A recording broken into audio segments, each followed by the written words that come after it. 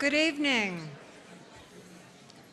Good evening. I'm Jane Wales. I'm Vice President of the Aspen Institute for Philanthropy and Society, and I'm delighted to welcome you and to welcome our listening audience on Aspen Public Radio and our viewers on Grassroots TV. I want to thank Tom and Bonnie McCloskey for their generous support of this program and this program series. It's been an extraordinary series, and we look forward to more programs to come. There are a lot of reasons to want to be in Aspen: the mountains, the clean air, but I think the McCloskey series is reason alone. So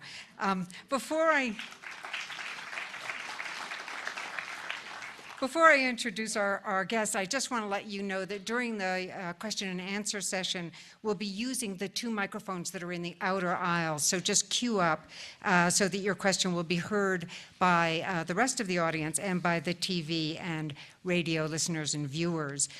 It's my great privilege to introduce Nicholas Kristof. He's a two-time Pulitzer Prize winner, and as columnist for the New York Times, he has given voice to the voiceless on every week, bringing to light human rights abuses in such places as Asia and Africa and elsewhere. He brings attention to human trafficking. He brings attention to civil conflict in Darfur and Congo. He and his wife, Sheryl WuDunn, who also joins us tonight with their son, Gregory, they won a Pulitzer Prize together for their coverage of China's Tiananmen Square democracy movement.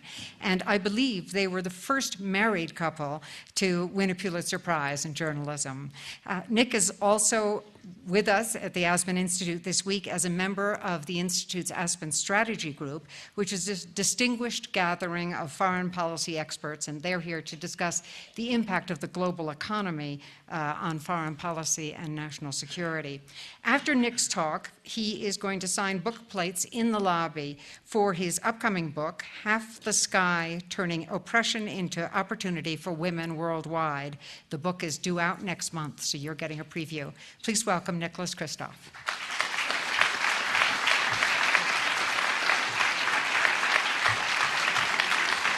Thank you. Thank you very much, and I must say at the start that I'm really, frankly, jealous of those of you who do spend a lot of time here in Aspen. My family and I do tend to come here each August for a little bit for the Aspen Strategy Group, and boy, it is a great place to spend time. I just wish that we were here longer. Now, it seems perfectly natural to discuss global strategy in Aspen. Discussing global poverty right now may seem a little less intuitive, but we'll do what we can. In part, I'll give you a sneak preview, a little sneak peek of the book that Sheryl and I have written together. And since Sheryl is right here, and since she's my co-author, and the best co-author a person could have, I'd just like to ask her to stand for a moment.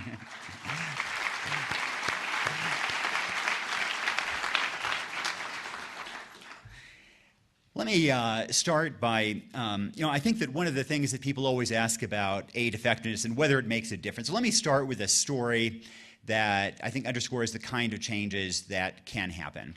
And in 1990, when we lived in China, I went down to the middle of nowhere in Hubei province in the Dabie Mountains to a little school where there was a 6th grade girl named Dai Manju who had to drop out of school because she couldn't pay $13 in school fees. And I went and visited her home where she was living with her family and a group of hogs in the same home. And there was no road there. It was an incredibly poor area, and most of the kids were dropping out by about 4th, 5th, 6th grade. I wrote an article about Dai Manju that went on the front page of the New York Times, and so a number of people ended up sending in checks. Most of those were for $13 to pay Dai Manju's school fees, but we got one money transfer for $10,000 to help her. And so I gave the money to the school district. They were completely overjoyed. They announced that not only would Dai Manju be able to continue her education as far as she could get, but that every girl in that area, and education was particularly an issue for girls there, every girl would be able to get scholarships to continue their education indefinitely. Then I called up the donor in New York, and I said, boy, you just would not believe how far your money has gone here. And he was a little bit flattered and said, well, that's great, thank you. And I said, no, you were really so generous. He said, well, it wasn't so much money. And I said, well, $10,000 is a lot. And there was a long and somewhat awkward pause. And he said, but I actually sent $100, net $10,000. Well, those New York banks.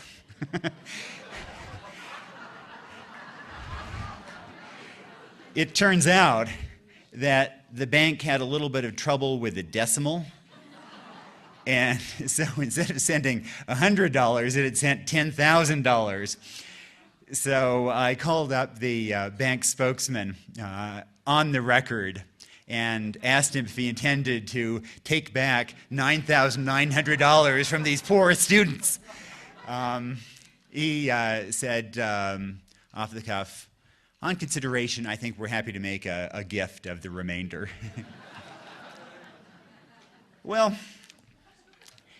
then I went back years later to look at what has happened in this little area, to Daimanju and to the remaining areas. And it's been quite extraordinary, and it's a little bit of a scientific test, because everybody everywhere else in that area, they continued pretty much as before, and conditions improved, and kids did get more education. But in this school district, it was completely transformative. Daimanju herself continued not only through elementary school, but through junior high school, through high school, and then went through accounting college. She ended up getting a job in Guangdong province as an accountant, and later on started her own company. She then reeled in her younger brothers and sisters, who ended up getting a full education as well and getting jobs in the coastal areas. And essentially every other family did this as well. And as they became richer, they then sent money back, so living conditions improved. And that village in turn got more of a voice. And so they began to demand more infrastructure. They got a road built to their town. They got a better school built. And now you have this little oasis in the Dabia Mountains where educational standards are far better, living standards are far better, and there's far more hope than there ever was before, and all because of this New York banker. I think they'd really like to build a statue to this sort of big, New York banker there who has transformed their lives. I must say they weren't terribly surprised by the financial crisis, though. Well, that story, in a sense, goes to a couple of the themes that are central in our new book, Half the Sky. And let me frame them for you. The first is that the central moral challenge for this century, just as the central moral challenge for the 19th century was slavery, and in the 20th century was totalitarianism, that the central moral challenge for this century will be to address gender inequity in the developing world. And that sounds like a grand and perhaps hyperbolic statement, but let me ask a question. Who knows here, are there more males or more females in the world today? How many, I'm not sure you all agreed there. How many of you think there are more more men and boys in the world today? Raise your hand. Okay, how many think there are more females, women and girls in the world today? Back to school. In the US and in most developed countries, there are way more women and girls because women live longer. They have lower mortality rates. Worldwide, there in fact are significantly more men and boys in the world. And in fact, there are something like, depending on who does the math, 60 to 100 million women missing. And the reason is precisely this kind of lethal discrimination. For example, in India, girls age 1 to 5 have a mortality rate 50% higher than boys the same age. Girls are less likely to be vaccinated. They're less likely to get good food. If there is some kind of a crisis, then families instinctively try to shelter and protect the boys. And on top of that, you have issues like maternal mortality that also claim a toll. And it's not just the lethal discrimination, but an awful lot that is well short of that. Sex trafficking is truly a modern form of slavery, and these days it involves more than 1 million girls each year who were brought into brothels and truly enslaved. In contrast, the peak years of the transatlantic slave trade were the 1780s. And in those years, about 80,000, actually slightly under 80,000, Africans were transported to the New World to be slaves. So this new 21st century slave trade is actually an order of magnitude greater than the more traditional slave trade that we're much more accustomed to. On top of that, you have 2 million girls in Africa alone who have their genitals cut in what is called female circumcision. You have a whole range of areas of gender discrimination, typically in the developing world, that I think really do amount to the central moral challenge that we face. But the second theme that we emphasize is that it's easy just to focus on the injustices and the problems. But at the end of the day, girls aren't the problem, they're the solution. And if you want to address global poverty or all kinds of extremism, then the best way to do that is to educate girls and bring them into the economy. You can't fight poverty. A country can't grow if it doesn't use its most important unexploited economic resource, which is typically the female labor force. So increasingly, I think there's a recognition that simply as a matter of economic development, quite apart from issues of justice, we have to figure out ways of promoting girls' education, which also in turn has the major benefit of reducing population growth, and bringing women into these societies so that they are less marginalized. Now, what would an agenda look like that raises these issues? I'd say it has a few components, and the first one would indeed be sex trafficking. I think probably like an awful lot of you, I was sort of dimly aware that there was probably some forced prostitution, but had no real sense of it until about a dozen years ago. I went to Cambodia, and as a reporter, I went with my interpreter into a brothel and spent an afternoon there and interviewed 2 girls at length. They were best friends. One was 15 and one was 14. The 14-year-old had been sold by her stepfather, and the 15-year-old had been kidnapped by a neighbor and sold to the brothel. And just a week before I got there, the girl's mother, who had been traveling all around Cambodia looking for her daughter, and of course, if your daughter goes missing in Cambodia, the place you look is in the red light districts. Just a week before, the mother had found her daughter, had come to this very brothel and had found her. And so I asked the girl, why didn't your mother then take you away? And she said, the brothel owner said that he'd paid good money for me and that my mother would have to buy me back, and she couldn't afford me. And that just completely blew me away, that this was happening in this modern day and age.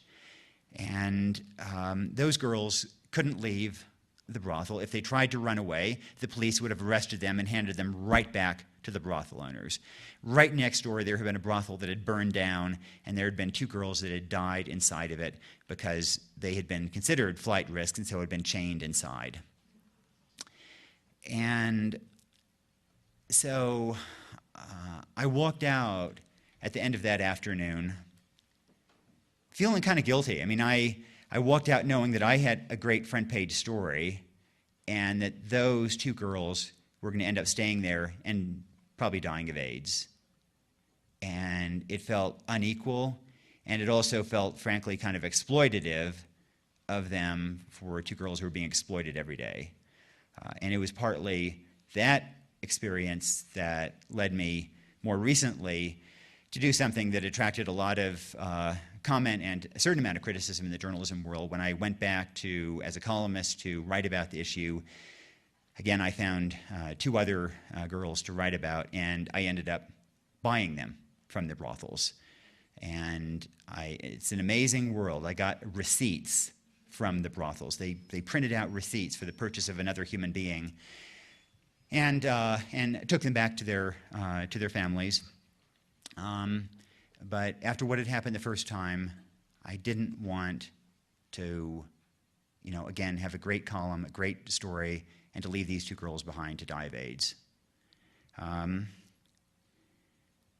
So sex trafficking, I think, has to be at the top of some kind of a new global agenda. It's just unimaginable that more than 150 years after emancipation, we still have this kind of slavery on this kind of a scale in so many countries around the world.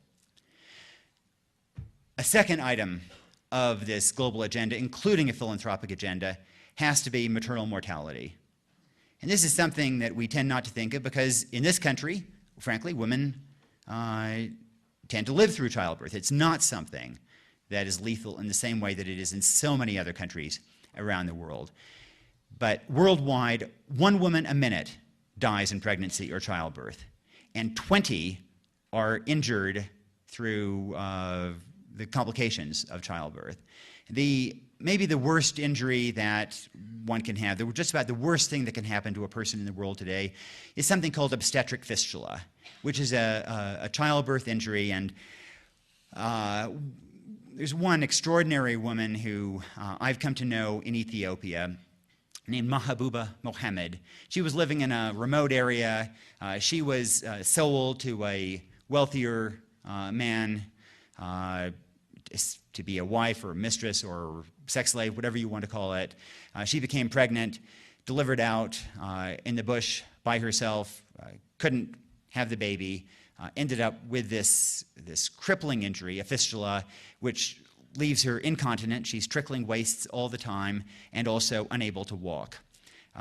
She crawls back to the village. She stinks, as all fistula victims do. And there are 2 to 3 million of them in Africa untreated. Her former husband decides he doesn't want her anymore, puts her in a hut on the edge of the village, and takes off the door so that the hyenas will come at night. And if I remember right, Mahabuba at this point is still 14 years old.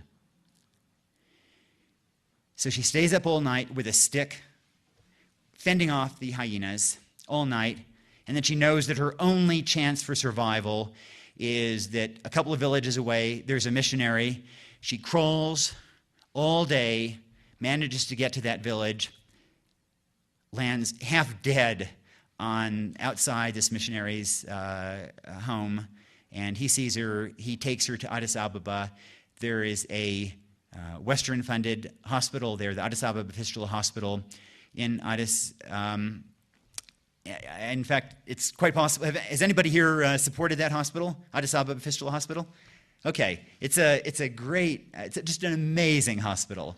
And this kind of repair, to repair a fistula, depending on the place you do it, costs between about $150 and $300. And it completely transforms these people's lives. And so Mahabuba had the surgery. She's smart. She had never had an education before, but she got an education at the hospital. And she is now a nurse at that same hospital. And the difference was that she was able to get that surgery partly because people were willing to support it and contribute from a long way away. Now, a third item on the agenda has to be education, and girls' education in particular. Now, it certainly makes a huge difference to educate boys as well in developing countries, but there are 2 reasons why it makes a little bit more of a difference to educate girls. And one is that it has a much more profound impact on birth rates. The best contraceptive, in fact, is actually education. It's the most effective way of reducing fertility rates in the developing world. And the second has to do with what is, in fact, kind of the dirty little secret of development, and that is that a great deal of poverty and suffering is caused not only by very low incomes, but also by bad spending decisions. And unfortunately, those disproportionately involve cases where men control the purse strings. There's quite a bit of research that where women control the purse strings, they're more likely to invest their earnings in the education of their children or starting small businesses. And in contrast, where men control the purse strings, the money is more likely to go toward consumption, including tobacco, alcohol, prostitution, the like. And so worldwide, as best we can tell, about 2% of the incomes of families earning less than $1 per day, about 2% is invested in education for their children, which actually has a net positive economic return. That's 2%. In contrast, 20% goes toward a combination of alcohol, tobacco, prostitution, sugary drinks, and very extravagant festivals.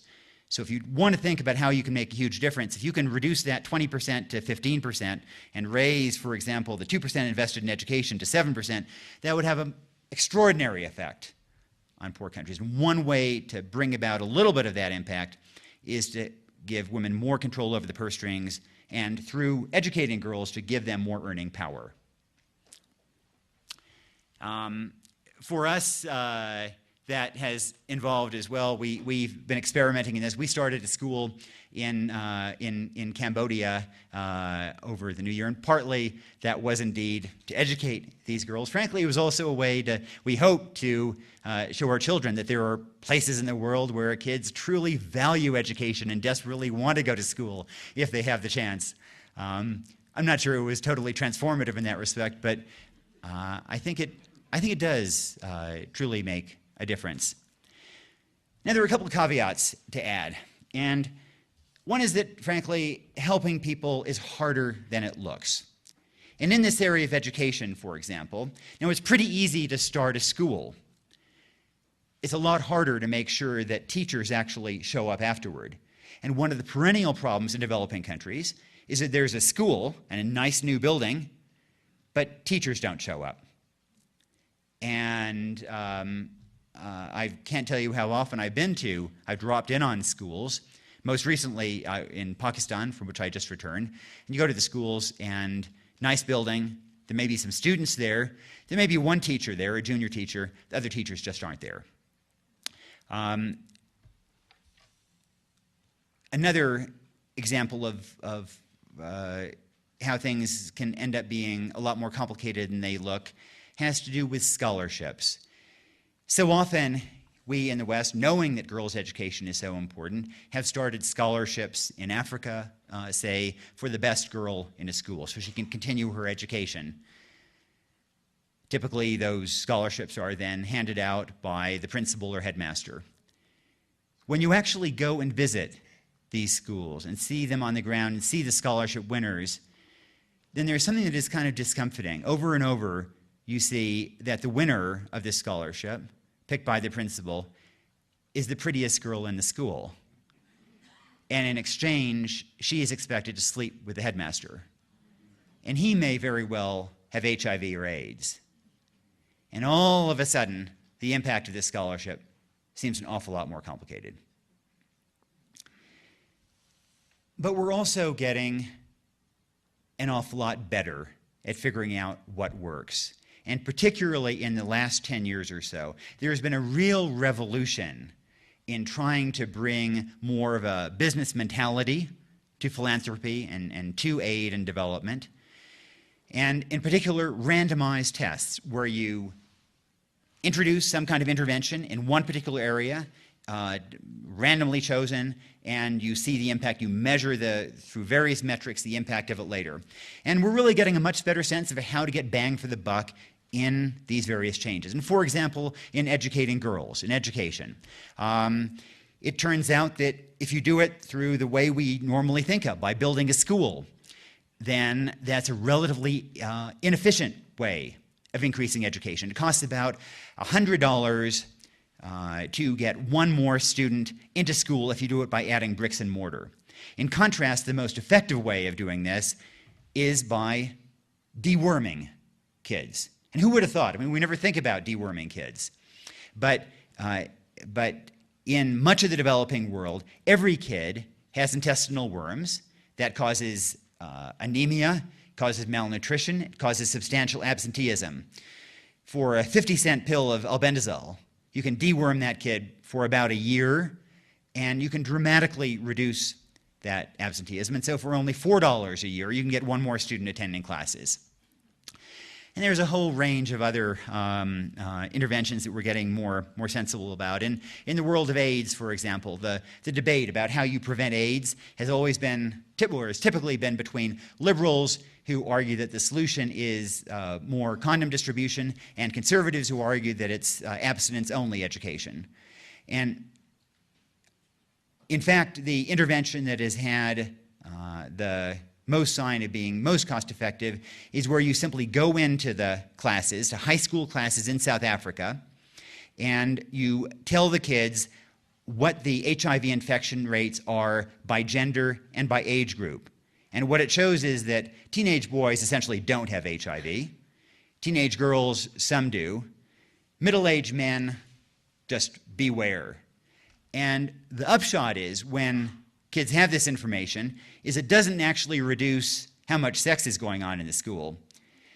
But girls are much more likely to have sex with boys their own age, who are much less likely to have HIV, and the boys are much more likely to practice safe sex. And so both pregnancies and HIV transmission are dramatically reduced for an intervention that costs only about $1 per kid reached. And this is the kind of thing that you would never know intuitively. The only way you can find it out is by experimenting with these kind of randomized experiments. And this is happening all across the board. We're getting a much better sense of what works. So, often there are these paralyzing debates about, is aid effective or isn't it? And it's really the wrong question. I mean, anybody who has traveled in the developing world has seen aid projects that have failed, occasionally made things worse. And there are also a lot that have worked really, really well. But now we are getting the tools to figure out what works and where to put money. And that, I think, is really transforming this field. The other transformation is that philanthropy or helping out used to be a kind of passive activity when we do it from afar or when we write checks. These days, technology is really transforming that. And we're just as in politics, to some degree in the last election, we moved from a top-down model, we moved to a bottom-up, grassroots, open source model of politics. I think we're doing exactly the same thing in global development.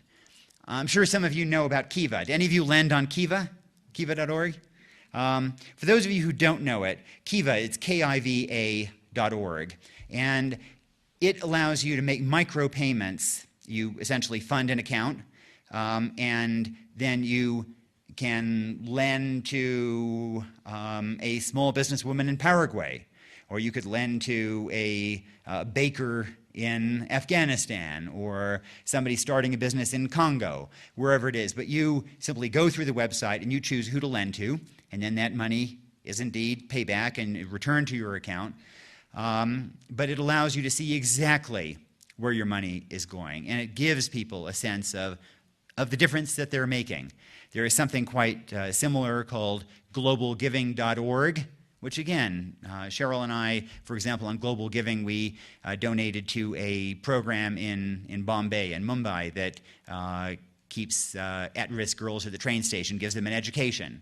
And it's something you just go to Global Giving and you see this project and its description, and then they're vetted, and you can be a direct sponsor of these kinds of programs.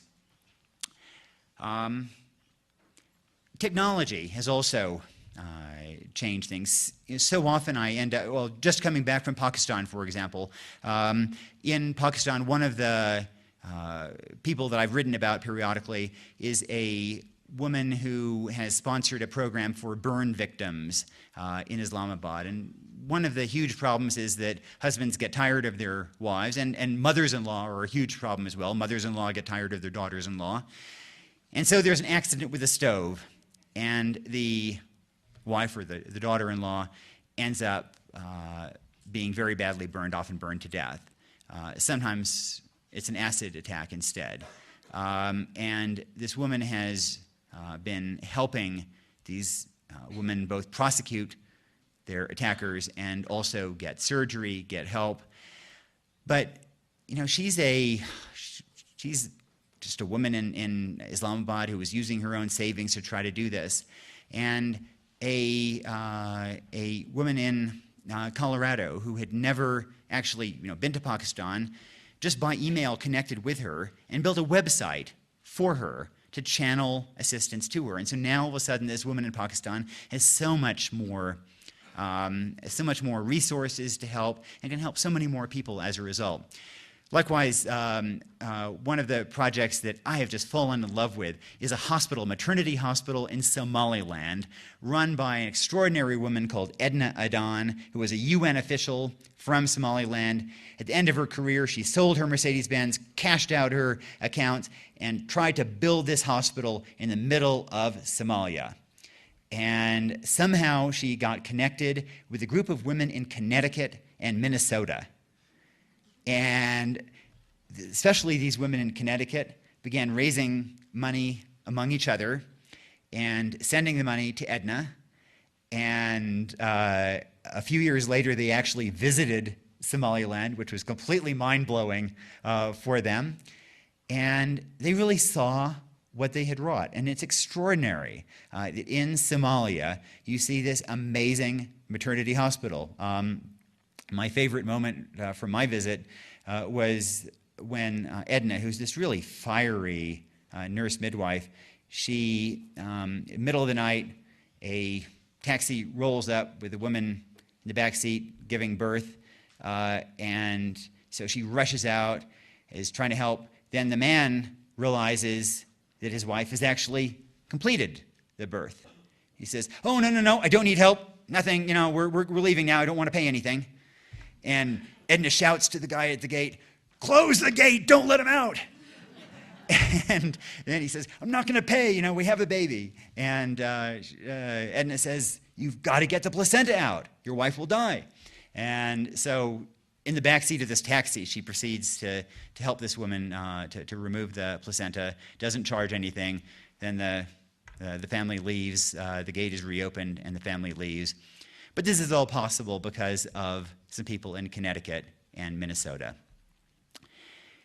So I guess my advice to you would be to pick a particular project that really means a lot to you, research it, and adopt it and drill deep, and stay with it over a period of years. Go visit it. Take your family. It's a huge educational process for one's own family as well. And also really try to use these new tools, these metrics that we're developing to get a better sense of where you can be most cost effective. Treat it not just as doing good, but also to some degree as a business as well. And I think it's utterly transformative, not only at the other end, but also, frankly, for you.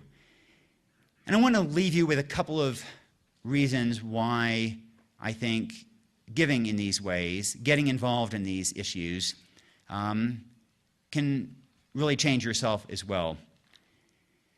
The first has to do with research in happiness that has been done over the last 15 years or so. There's been a lot of very good research by social psychologists in happiness, what makes us happy. And it turns out all the things that we think are going to make us happy don't. And in particular, people typically think that if they win the lottery, that is going to transform their lives, make them very happy. There have been a lot of these lottery studies. And it turns out that essentially all of us have some kind of an embedded level of happiness. And some people are happy most of the time, basically pretty high level. Some people are average, and some people are kind of less happy, a little more like Eeyore, I guess. And if you win the lottery, then whatever your starting point, it goes up, it surges for a few days, then within a few months is right back to where it was. It doesn't change your long-term happiness level, of which there is considerable variation. Likewise, the things we tend to dread the most are some kind of debilitating injury, losing our mobility, losing our ability to walk, or requiring permanent dialysis, for example. In fact, when you poll people, then it turns out that when this initially happens, when this diagnosis is first received, again, there's one's happiness level plummets, but very quickly reverts to your original level, whatever that was. But there is one thing that actually truly does change our innate happiness level, whether that be, whether it starts at high, medium, or low, and that is to be engaged in some kind of a cause larger than oneself. Traditionally, that's been a sphere of religion, but it can very much be development, some kind of a cause like this, and so often I've seen people who get engaged in one of these causes in a girls' school somewhere or in this maternity hospital, and they start off thinking this is going to be a burden, that this is a great sacrifice. And gradually, they discovered that this has been a huge opportunity for them and has been just a tremendous boon for them. And indeed, I'd have to say that aid projects abroad have a somewhat mixed record of success abroad. I think they have an almost perfect record of leaving oneself more fulfilled. And people often ask me, in fact, I was just speaking to some high school students here a moment ago, right before this, and one young woman asked me if it isn't just dispiriting to go off and see problems in Darfur, Congo, Pakistan. And the truth is actually the opposite, that you go and get engaged in these causes, and you see some really terrible things, but side by side with that, you just see the most inspiring examples of people looking after each other, people who express their humanity by sacrificing their time and energy, taking risks on behalf of other people. Conversely, you come back here and you see people for whom there's no higher expression of humanity than having a hot car or the latest iPod, and that is truly depressing. The other way in which I think getting involved in these causes is transformative is the way it gives you a new perspective on yourself and your own life. Let me tell you about a friend of mine, a young woman who was an aid worker in Darfur. She was in her early or mid-20s then, just saw terrible things in her time in Darfur, and it was really rough, but when she was over there, she never broke down. She was incredibly tough. She got back to her grandmother's house here over Christmas vacation, and she completely broke down in the backyard. You know what it was? There was a bird feeder, and she saw how her grandmother had put out bird seed, and my friend realized that she had just come from a place where people were throwing babies into bonfires because of the color of their skin or the tribe they belonged to. And that she, in contrast, had won the lottery of birth and had the good fortune to live in a country where we had such excess that we could give a little bit of it to make sure that wild birds didn't go hungry in the winter. And my friend just saw her own life, her own good fortune in a completely new way and came to appreciate it, and that is what led her to just burst into tears there uncontrollably in her grandma's backyard over Christmas vacation. And so I hope all of you will get engaged in these issues and will, in particular, challenge the issue that we raise in Half the Sky, this notion of gender inequity in the developing world and all its myriad components. And we'll find some element of that and we'll dive into it.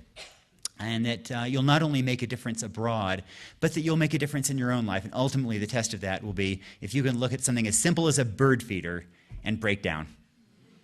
Thank you very much. I'd love to take questions.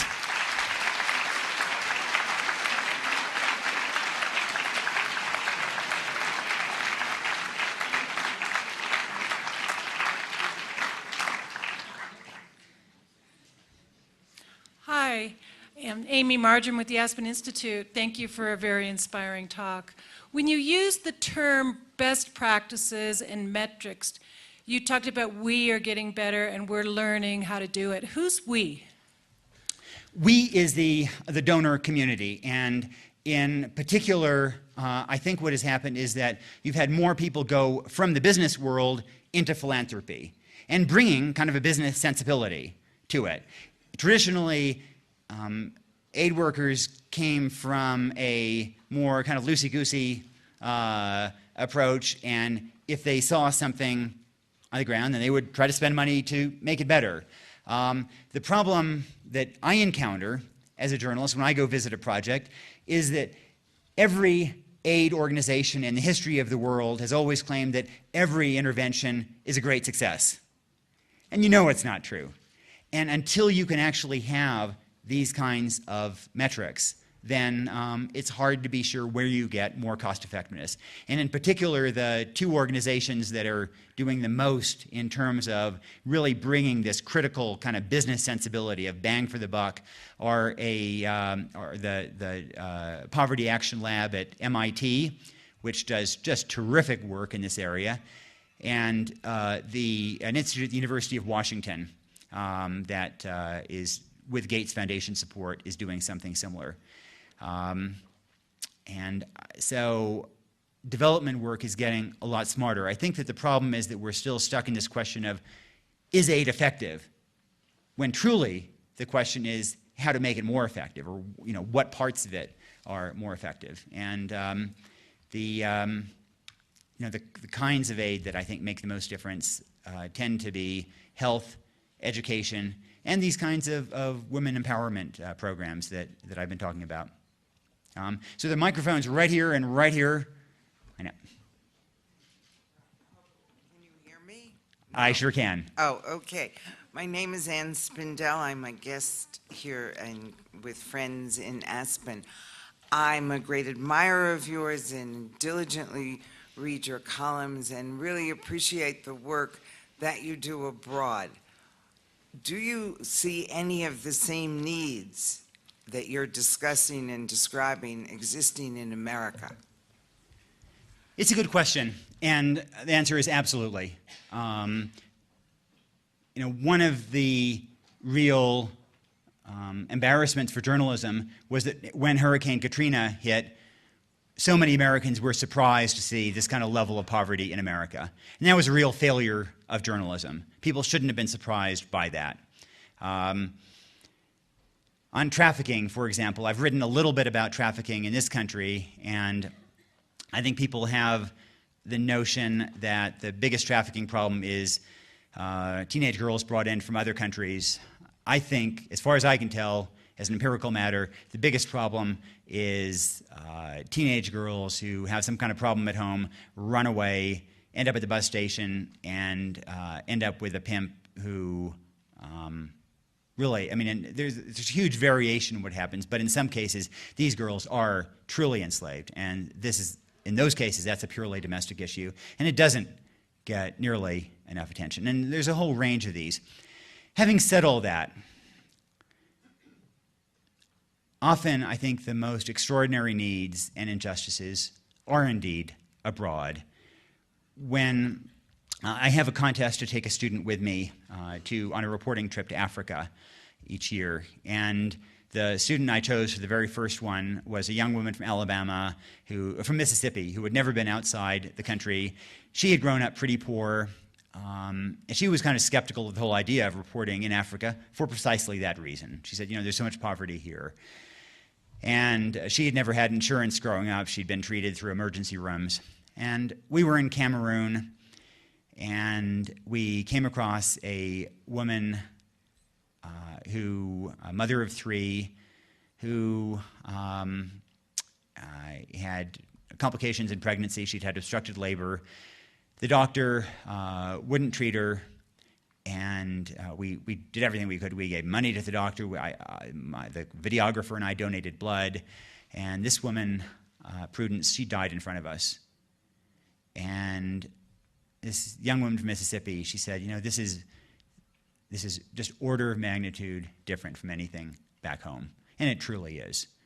So I don't think one should focus exclusively on international needs, but often those indeed are where the greatest needs are. Hi. Hello. Hi. Yeah. I'm Julian Gewirtz, and what I wanted to ask you is, you've talked a lot about the role that private individuals or private foundations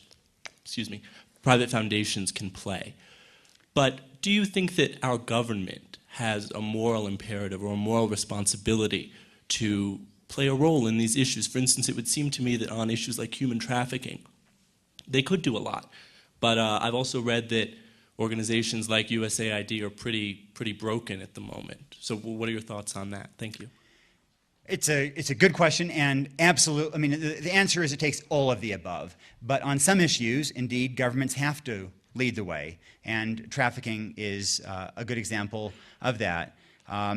And we can put pressure on other governments, and in fact, we have to some degree. In Cambodia, again, one of the reasons I'm attracted to these issues is that in a world where there are so many problems that seem completely intractable, these are some where you really can see progress where there is effort. In sex trafficking, for example, in Cambodia, the Congress passed an act in the year 2000, Trafficking Victims Protection Act, that required the State Department to issue a report on how other countries around the world were dealing with trafficking.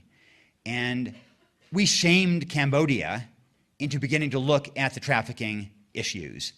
And as a result, the police, who, when I first began covering these, were running many of the brothels in Cambodia, they began to send word down that this really wasn't appropriate.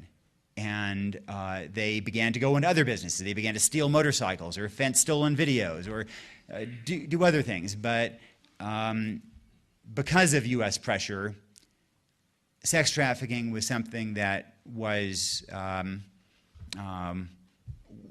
considered more sensitive, and it was best to divert people to other areas.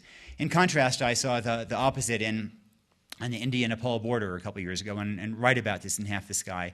I just come from an area in northern India where I've been writing about trafficking, and it was heartbreaking to see these girls who were being kidnapped and locked up in brothels. And then, in contrast to other places, the Indian brothels actually breed these slaves so that they can have daughters who can then be the next generation of prostitutes. And I just come from that area. I was just boiling with rage. And so I got to the Nepal border, and in the course of crossing the border, the officials, they were surprised to see a Westerner at this remote crossing. They called me in. There was a gentleman from the Indian sort of special branch of the police who spoke quite good English, and he asked me what I was doing, and we chatted, and he was very friendly. And I asked him what he was doing, and he said that, well, because of American pressure, India had posted special branch officers on the borders to look for either terrorists or people smuggling videos in. And he wasn't actually looking very hard for anything, as far as I could tell. But I asked him about all these trucks that were coming in of Nepali girls destined for the brothels of Calcutta and Bombay. And he said, well, that's life. There's nothing I can do about that. But there are things we can do about it. And we can raise this as a priority and put pressure on other countries. And it is something that we can end. And the progress in Cambodia, to me, shows that this is something that one can really register improvements in. And likewise, if you think about the money we spent in Pakistan since 9/11, we spent approximately $11 billion. The U.S. government has. We spent that largely improving the Pakistani military's ability to prepare for an attack from India, which won't come, or to strike Baluchi separatists, which just undermines America's image in Baluchistan. And that money, that $11 billion, has essentially done nothing to stabilize Pakistan or to improve America's image in Pakistan. In contrast, if we had devoted some of that money to education, and particularly educating girls, it would have had a transformative effect, not immediately, but over time. For example, what country split off from Pakistan in 1971? Bangladesh. And, you know, in the 1970s, nobody would have thought that Bangladesh would be more promising than Pakistan. But one of the differences is that Pakistan, while it didn't have any better governance, it did have a civil society that emphasized girls' education. And indeed, today, there are more girls in high school in Bangladesh than there are boys. It's quite extraordinary. And this, in turn, has led to a booming manufacturing economy, a garment industry that has tended to stabilize Bangladesh. And it's still a poor country that has a lot of problems, but it's far better off than Pakistan is. And there are a number of other different reasons for this difference, but I think one of those is the vibrancy of this kind of civil society in Bangladesh and the education of girls in Bangladesh. And that is something that we really could have encouraged in Pakistan since 9/11, and that we completely failed to do. So there's definitely a role for government. Are you in line there, or? Go ahead. Okay, is it on? Hi, my name is Susan Skolnick, and even though this is a little bit off your subject, which I've enjoyed your talk very much and agree with everything you say, right now in Iran and in North Korea, we have 5 journalists who knows if we'll ever see them and I want to know what your feeling is about this. Well, I haven't checked my BlackBerry on the 2 in North Korea, but my hunch is that if they're not winging their way out right now, that they will be very shortly.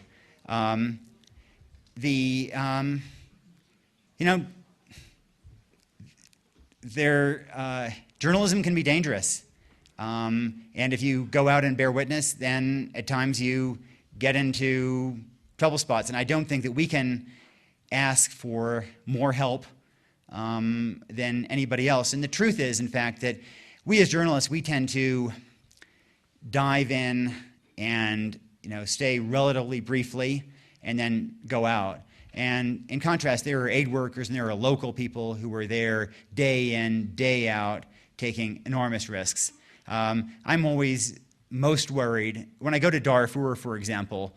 My interpreters always say, and they're absolutely right, that if the Janjaweed catch us, that I have value. I mean, they can ransom me. My interpreter, they're just going to shoot him on the spot. So it's those interpreters and drivers and the local staff we have who invariably take most of the risks and get none of the credit. And I'm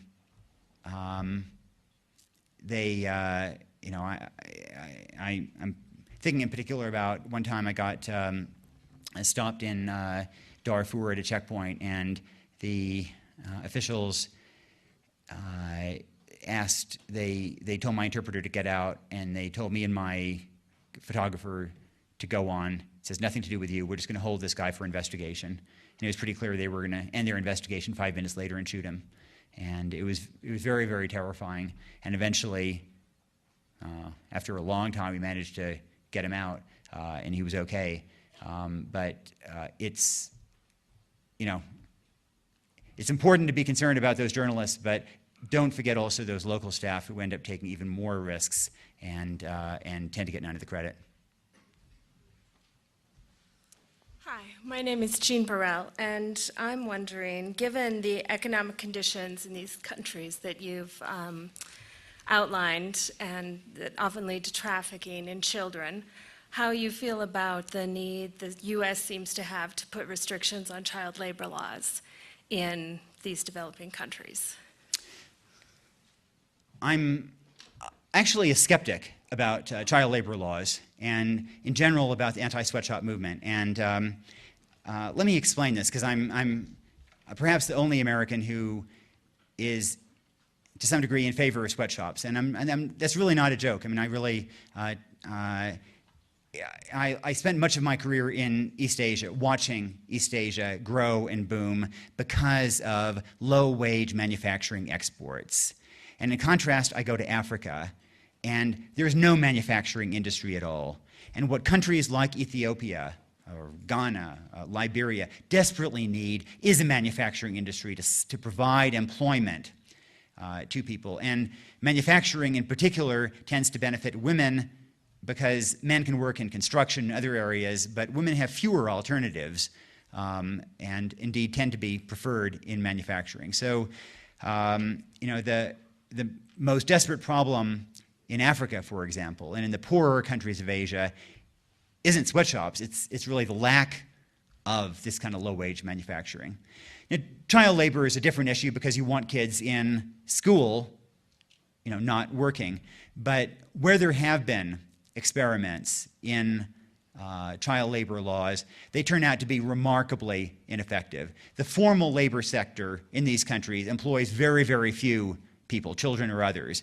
And so if the children aren't working in a factory, they tend to be working on the street, selling cigarettes, selling fruit, running errands, looking after siblings, and they tend not to go into school.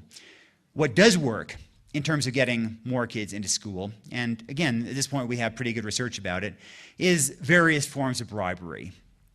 Mexico has done a particularly good job of this. They scrapped their original anti-poverty program, which was built around food subsidies, and replaced it with a system of, in effect, bribery, where poor families are encouraged to go for medical visits, to keep their children in school. If their child has a perfect record of attendance, then the family gets a stipend at the end of the month. And that has worked stunningly successful. Likewise, UNICEF and the World Food Program have a system of school lunches, free school lunches. It costs 11 cents per child to get this free lunch. And originally, it was really envisioned as a way to improve nutrition. These kids would at least get one good meal a day. It turned out that it didn't have much of an impact there, apparently because the families just don't feed the kids at home if they know they're going to eat at school.